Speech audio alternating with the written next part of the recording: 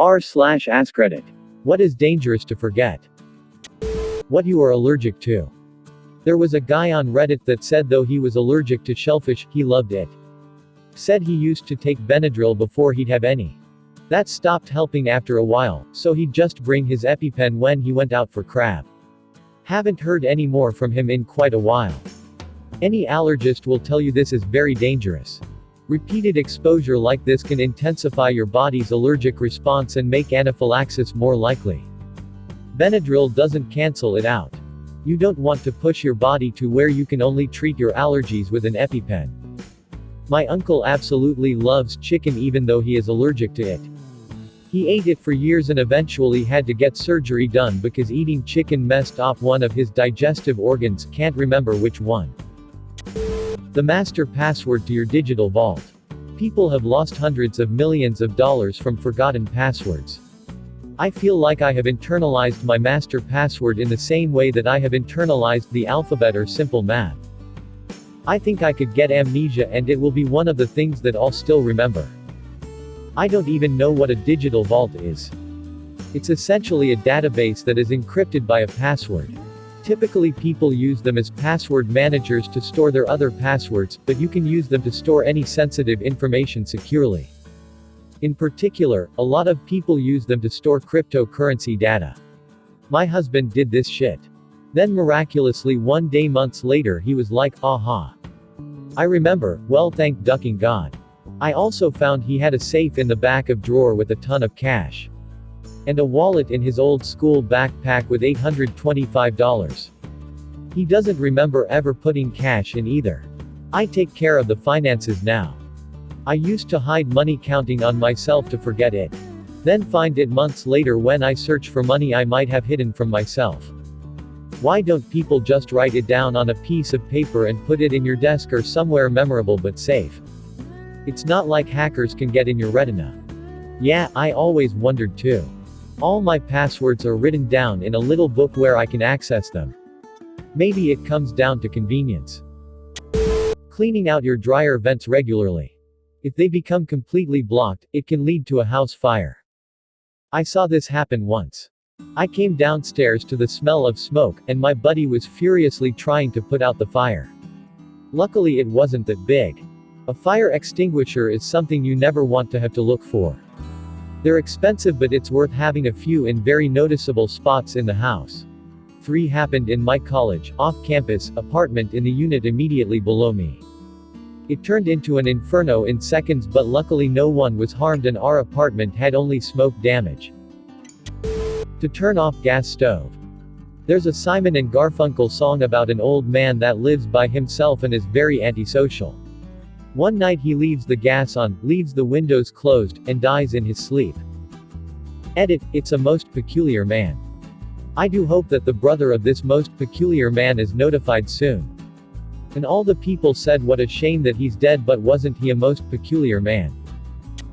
That the handle of the frying pan you stuck in the oven will be violently hot if you don't use an oven mitt to pull it out. Or if you forget the handle is still hot after pulling the pan out and walking away for 10 minutes. Always leave a mitt towel on top of the handle after taking it out. I learned to do this after burning my hand, and then having a family member touch it and burn themselves too. Do not ever use a wet anything to pull something hot off the stove or out of the oven. Water transfers heat very well. It will burn you before you can set down whatever it is you picked up. Water doesn't transfer heat well because it has a high heat capacity but it will turn into burning hot steam in this situation. I learned that very quickly too haha as you can tell, my mom didn't teach me crap. Mute and turn off the camera when you are done interviewing. Tell that to Robert Durst. He was being interviewed for a documentary about his missing wife. I think it was his wife that I think he himself had set up. He was suspected of being responsible for numerous deaths over a decades-long span of time. Over the course of the recording it became more and more obvious that he had something to do with it. The interviewer brought up some new evidence that got Durst all flustered. I think it was a letter, so he excused himself to the bathroom to compose himself. What he didn't do was take off his mic, and while in the bathroom he essentially, while talking to himself, admitted to killing his wife. He said something like, "What have I done? I've killed her, that's what. I think it's called the jinx." Just to clarify, the incriminating evidence was a pair of letters that had exactly the same handwriting and the same misspelling of Beverly Hills. One letter was from Durst to Susan Berman and one was an anonymous letter to police alerting them of Berman's murder. This was new evidence unearthed during the documentary filming, so Durst didn't know about it. It was revealed to him on camera, which led to him taking the bathroom break and forgetting his mic was on. He was suspected of a murder and got away with it. They did a documentary about him years later and he went to the bathroom wearing a hot mic and essentially confessed in the bathroom that you had something in the oven. Or the toaster. My sister once said to me, "Can you check the bread I put in the toaster?" When I opened the kitchen door, the smoke was so intense, I couldn't see more a couple of feet. Turns out, she put bread in the defective toaster some 20 minutes before asking me. It only took 2 hours to get rid of the smoke and a mere 2 weeks to get rid of the smell. Yeah, but how was the bread? It was toast.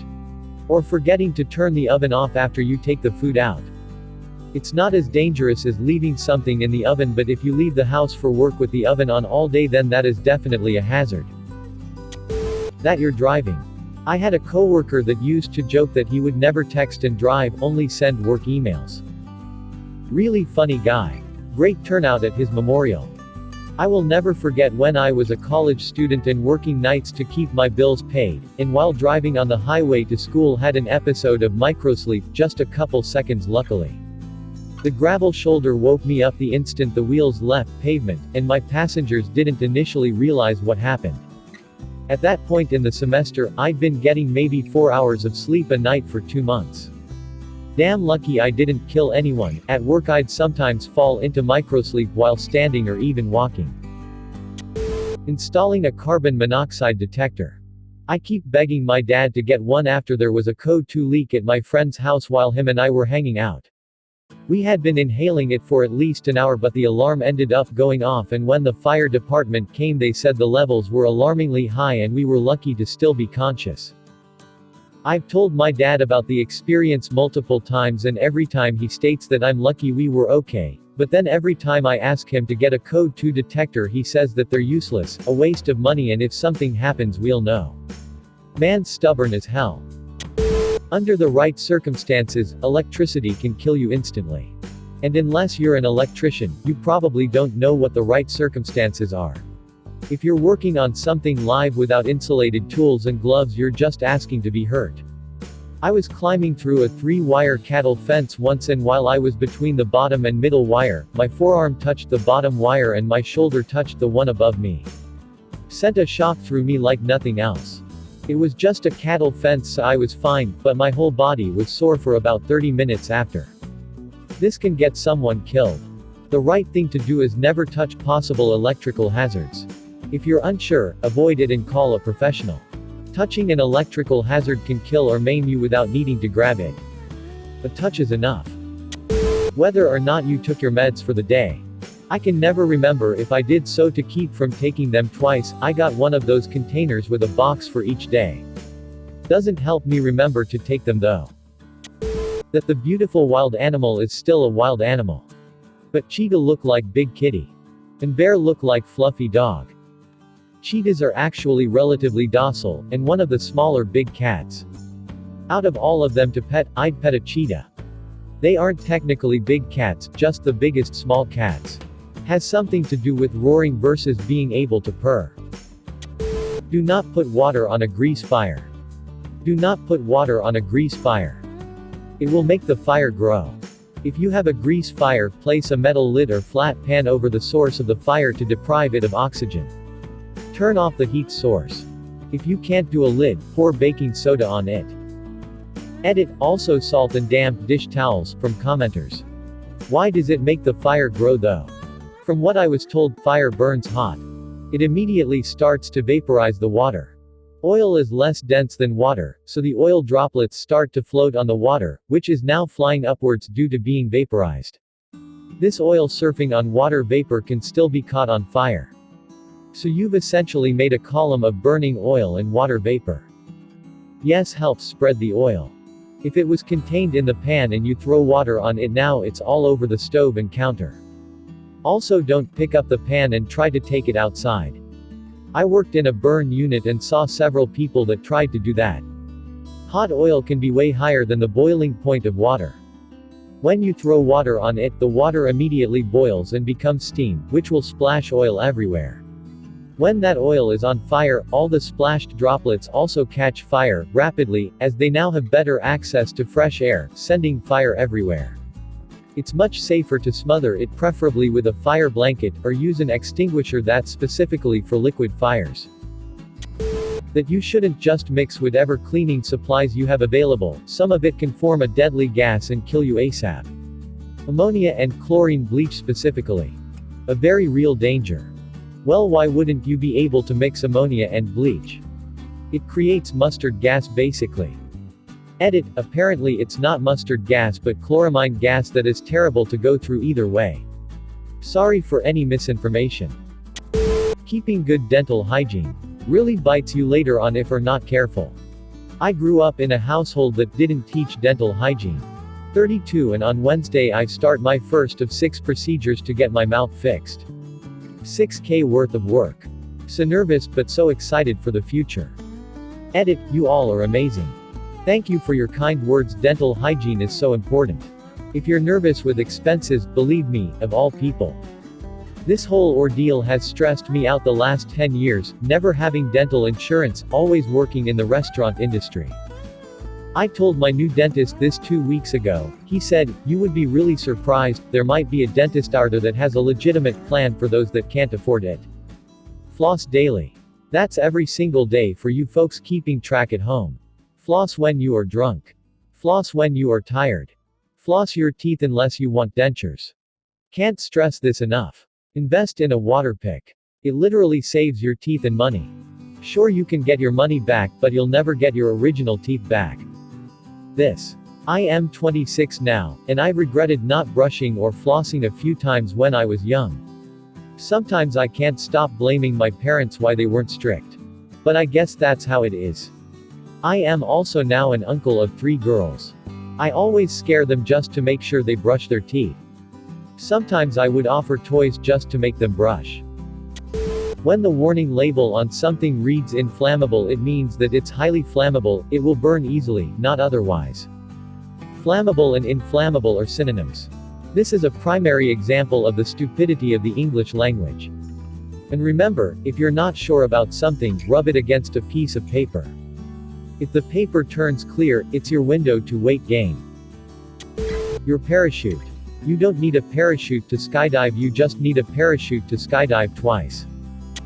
That you're not wearing the pants with the keys but went to the store in your joggers for like once in your life because you were hungover, because then when you get back and stand outside your door like a proper fool you realize that your phone is still in your apartment as well, not that it would matter too much since your flatmate would sleep through a civil war and probably won't wake up for hours. Did you end up getting in the house or did you have to start your life over with nothing but the joggers? I repurposed the joggers into a tent and have set up a small shop outside the building that was formerly my residence. I make a living out of selling leeks that I have grown out of the groceries I went out to get that fateful day. It's been 5 years. My flatmate has not woken up yet. Well, he's the one losing out on the booming leek selling business. That you're not immune to propaganda. The amount of people who think they're too smart to fall for propaganda is scary AF. Those are exactly the type of people who are good propaganda targets. Sure, you might see the simple stuff, but anything worth its shit, it's getting you. My husband's aunt is always going on about digital safety, etc., etc. Don't get scammed, don't keep your passwords anywhere that people can find them, blah blah blah. Guess who gets scammed more than anyone else in the family?